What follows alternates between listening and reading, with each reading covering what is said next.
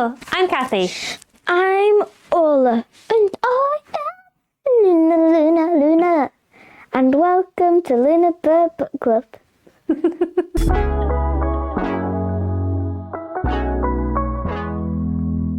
Today we're going to do a booktube tag, and this is the Reader Slump tag by Jesse the Reader. I really enjoy Jesse the Reader's vlogs. I think they're really funny. He has such personality and pizzazz, and he makes me laugh a lot, and I love the way he talks about books. And he did a video this week about getting out of a reading slump, and he put together 10 questions about reading slumps, and I just thought it'd be fun to answer them, so that's what we're going to do. And the first question is, what are the signs that a reading slump is on the horizon? For me, sometimes one of the signs that a reading slump is on the horizon is actually that I have just finished a really, really good book. And it's been so good and so wonderful that no book after it can compare or compete with it. That's what just happened to me. I read Wildsmith. Is that so? You've just finished Wildsmith? Yeah. And it was really good? Yeah. And now you don't want to read anything else? Yeah, because nothing's as good as Wildsmith. So you're just going to have to read the second book in the Wildsmith series? Yes. So yeah, exactly that. Sometimes you read a book that is so good, you're just not ready to enter any other world yet. I think that's sometimes also called like a book hangover, where the book's just been so good and it's gripped you so well that you're not ready to read other books, and it just puts you off reading altogether for a little bit. I think another sign for me is if I am generally feeling a bit restless, that I can't settle to anything, or maybe that I feel under pressure. And like your attention span has gone down. Yeah, if my attention span is nowhere to be found, then that might be a sign that a reading slump is about to occur. Next question. Was it a book that caused your reading slump? If so, what book do you blame? Okay, well, if it's not like a really good book that's caused a reading slump, sometimes books cause me to have a reading slump if they are good, but they're hard work, and sometimes I can't be bothered to put the effort in, especially because I only read one book at a time, so I wouldn't start another book whilst I still had one book to finish. So for example, I've kind of just been in this zone with, I've been reading A Spotter's Guide to Countryside Mysteries. And I would recommend this book. This book has been interesting. It's non-fiction.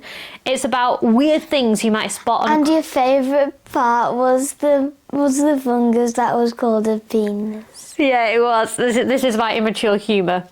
So yeah, this is about interesting things you might spot on a walk and explaining what that thing is and some of the science behind it. And some of it has been really funny and entertaining. For example, there was a thing in here about a mushroom. Hang on, I'm going to have to find it. It was near the end. There we go. Okay, there was a thing in here about a mushroom, for example. There it is. Called the stinkhorn. But its Latin name, as I have learnt through this, is Phallus impudicus, which means shameless penis. And that made me giggle because, you know, I am 12 on the inside. So some of this has been quite funny and interesting, but some of the things it talked about, I just wasn't that interested in. And it was just to, like, fill the space of the book.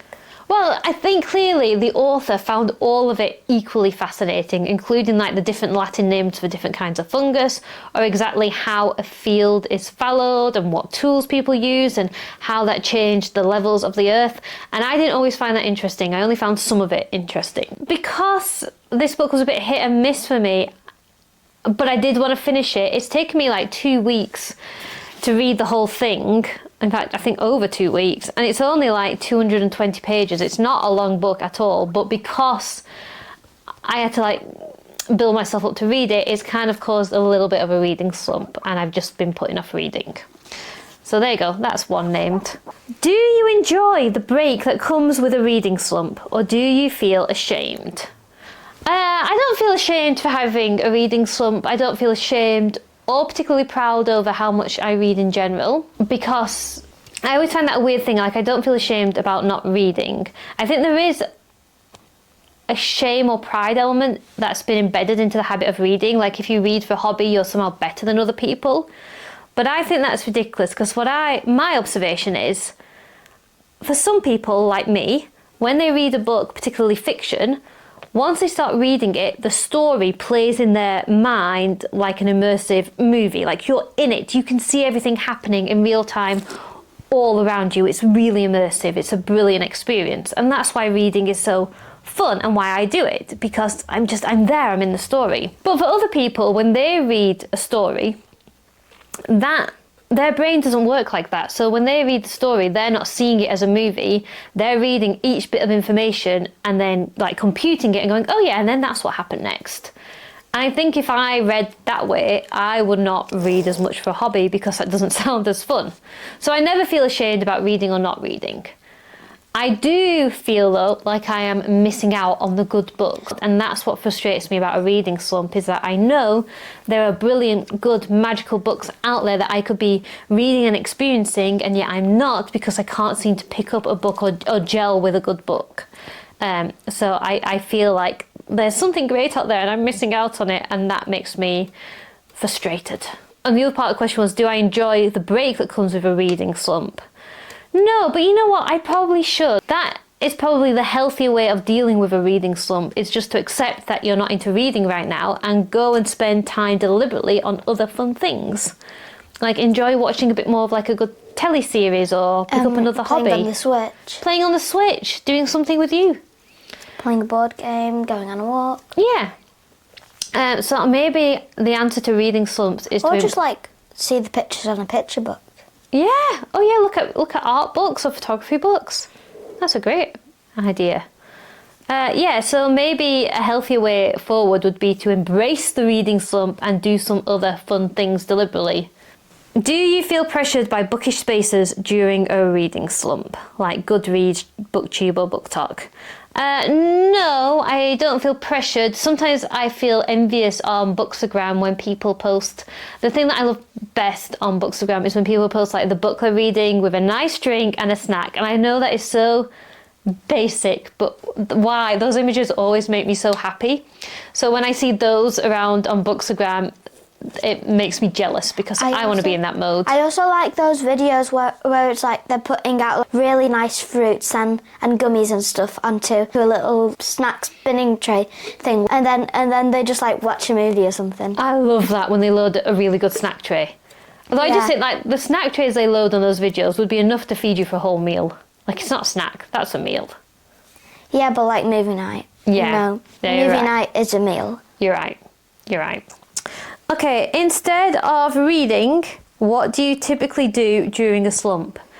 I go on my phone constantly and scroll Twitter or X and read things that other people are doing that are stupid, that makes me feel annoyed with the world and does not put me in a good headspace. Why? Good question. That is a really stupid thing to do during a reading slump, but that's what I do, because what I do is I pick up the book I'm meant to be reading, read about 4 or 5 pages and go, I'm not enjoying that, put it down and read my phone instead. Were you doing that just now? Yeah. Are you in a reading slump? You've just like come out of a reading slump, so you're used to that, so then you're just doing it. I think that's what's happening. That's exactly what's happening. So yeah, I was starting a new book and I was still drifting to my phone a bit, but also it's because we were kind of chatting as I was reading, so I wasn't like fully in the book, so we were also like talking. So maybe I should have been concentrating on you completely and not looking at my phone at all. But I think there was a reason I looked at my phone for one thing and then got pulled into something else. Yeah. Which, that happens a lot, doesn't it? Okay, next question. Is there a book that you look at differently because it caused you to fall into a reading slump?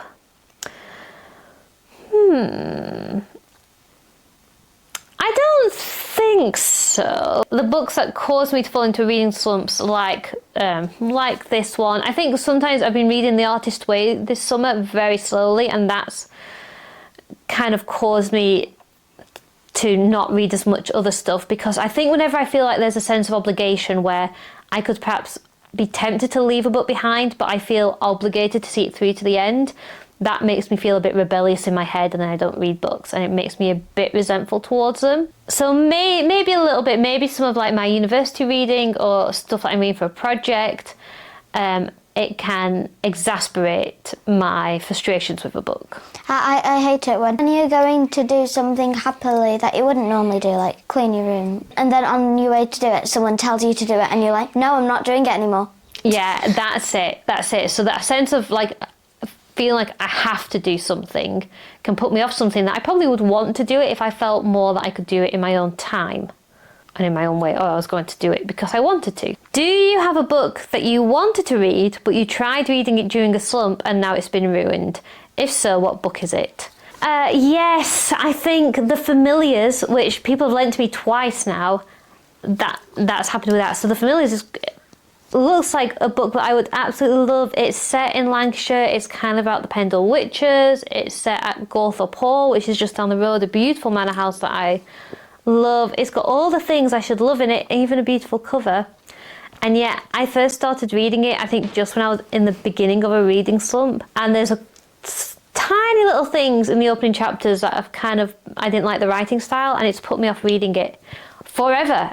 And I need to try it again, I think. But maybe not now because you've just come out of a reading slump. Yeah, maybe not. Maybe now's not the time either, but I feel like that's one that I've been put off because I've tried reading it in a reading slump, where otherwise I should really love that book, but I haven't been able to connect with it yet. What's your best method in getting out of a slump? For me, it is rereading an old, reliable, light-hearted favourite book. So something that I'm already comfortable with, something that's going to be funny, something that's not an obligation read or too serious, just something light and frothy and fun, like Bridget Jones' Diary, or the one I'm just starting, The Chocolate Lovers Club. I've just started reading this today. It looks really cute. It is really cute and it's really fun. It's about women that love chocolate, and then they go to this little cafe, I think, like twice a week, and then they just talk about life and stuff. Exactly. While eating hot chocolates. Yeah, whilst eating chocolate cake. Eating chocolate cake, drinking hot chocolate, and 4 women building a friendship. Love that. So yeah, this is what I'm reading to get me out of my current slump, because I know where it's going to go, and it's going to be fun. It's kind of like when you're watching TV and you go back to rewatching The Office, even though you've seen it a million times, just because it makes you happy. What's a book that broke your slump that you'd recommend? The Whisper Man. This one's broke a reading slump for me. Why are you stealing my slipper? Slipper! Give me my slipper back. Slipper! This kid has got very giddy. Okay, that'll do. I picked this up after a bad time reading another book, and this is a really good thriller. Didn't Grandma lend it to you, Phil? Yeah, Grandma sent it my way. It's a really cool, creepy thriller. So fast-paced, brilliant plot. Got straight into the action, no drag at all, loved it all the way through. So I definitely recommend this for getting out of a reading slump, and especially now that we're in autumn. I'm kind of in cute, light-hearted things get you out of a reading slump. A horror story. Yeah, these two things, something light and frothy or something dark and sinister and really fast-paced. Either one, great way for getting out of a slump. Ooh, what's a book that you're saving to read after your reading slump breaks? A collection of works by H.G. Wells. I really want to read it this autumn. Obviously, it's quite big and chunky. But it looks really nice. Yeah. And gold trims. And it's like late 19th, early 20th century fiction and science fiction at that. So this is going to take a little bit of brain power for me to read. So I need to make sure I'm fully back in reading mode before I start this. But I am looking forward to reading it. I think I just need to read something light and frothy first before I can get into speculative fiction. And that was the last question. I hope you enjoy this vlog. If you would like to see the tag, please do. I'll put all the questions below, and you have to go back and watch Jessie's original video because that's really cool too.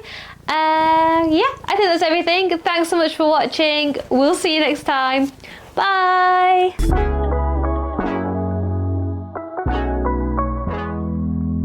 Bye.